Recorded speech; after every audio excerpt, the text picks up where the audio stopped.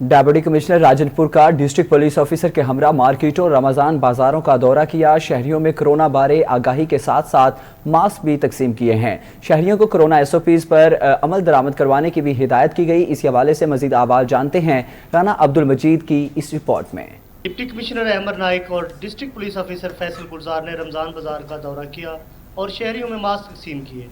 Deputy commissioner اور D P او کا کہنا تھا کہ ہمارا دورے کا مقصد مارکیٹوں کو چیک کرنا اور عوام میں کورونا سے بچنے کے لیے حفاظتی تدابیر بارے آگاہی فراہم کرنا ہے۔ آج میں نے اور ڈی پی او صاحب نے رمضان بازار اور باقی مارکیٹ کا بھی دورہ کیا۔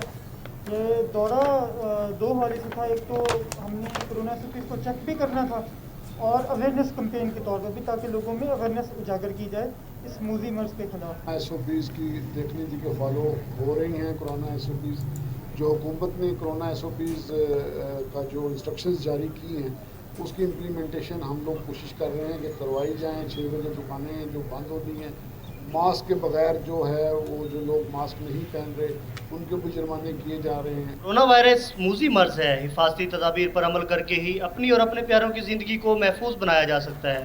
کیمرہ ٹیم کے ہمراہ Rana Abdul Majeed, star Asia news, Rajanpur.